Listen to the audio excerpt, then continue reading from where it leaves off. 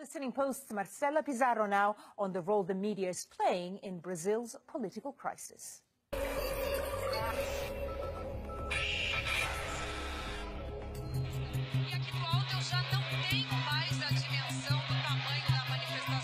On Sunday the 13th of March, Brazil's largest broadcaster, TV Globo, suspended its regular programming to cover protests across the country.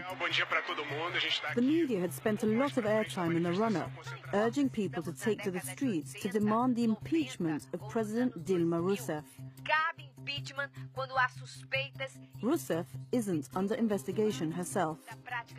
Who turns up to protests says a lot about Brazilian politics, society, and its media. The demographic profile of people who went to the streets last Sunday is very particular. They're like upper middle class, white. They're from the southeastern part of Brazil, I mean the richest part of Brazil. So, you know, there is this bunch of very discontent white middle class folks who do not like the Workers' Party from the beginning, I guess. And this sentiment has been fed and also augmented or increased by the media. And there was one photograph that went viral on Brazilian media that was absolutely outstanding. It was this middle-aged, middle-class couple going to the demonstrations, and right behind them there was the nanny push-pramming the toddlers.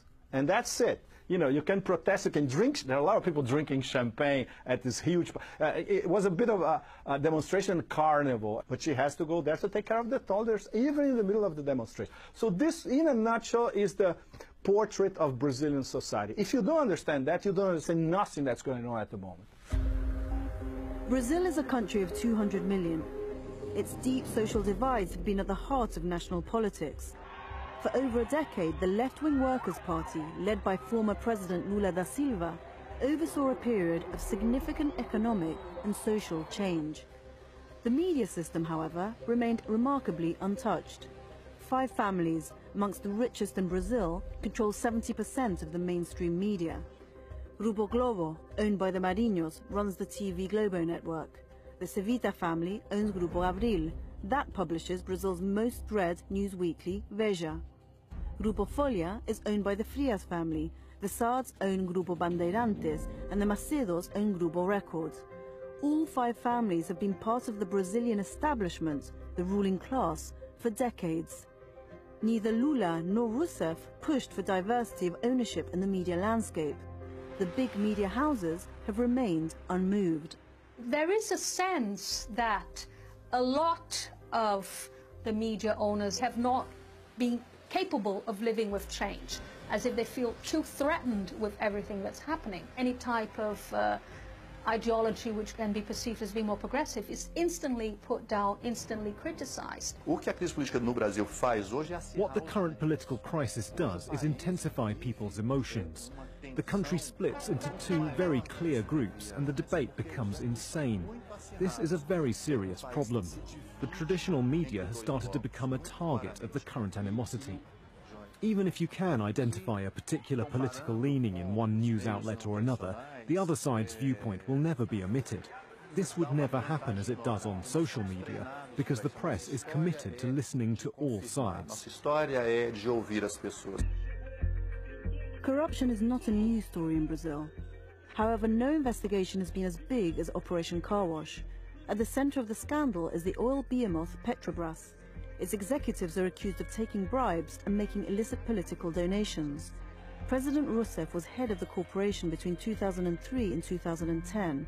She'd been cleared of any wrongdoing, but more than 30 members of her government are under scrutiny, including her mentor and predecessor, Lula da Silva. This is a big story, meriting aggressive coverage, but news outlets have been spurred on further by the head of the investigation, the media-savvy judge Sergio Moro. It would seem as though Moro's media strategy was set out a decade ago, before Operation Car Wash even began. In 2004, he wrote an article about another investigation in Italy called Mani Pulite, or Clean Hands. That campaign's success, wrote Moro, was rooted in how investigators used the media to intoxicate the political atmosphere.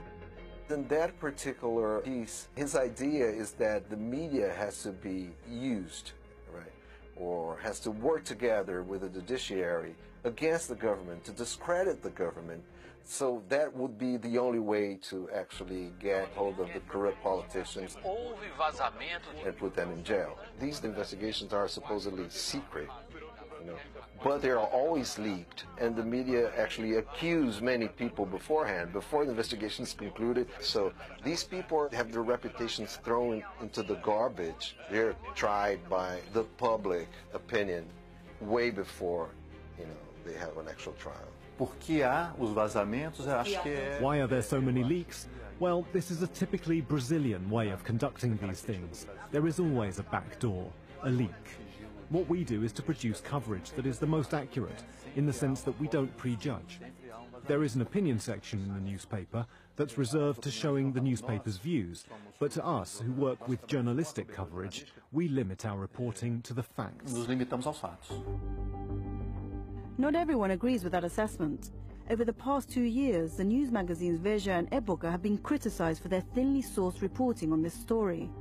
Alex Quadros, a journalist based in Sao Paulo, wrote a lengthy piece accusing the two magazines of resorting to vague implications and providing no documentary evidence. And during an evening bulletin on TV Globo this month, protesters stood behind one correspondent holding signs that read, "Globo wants to incite a coup, it wants to burn the country."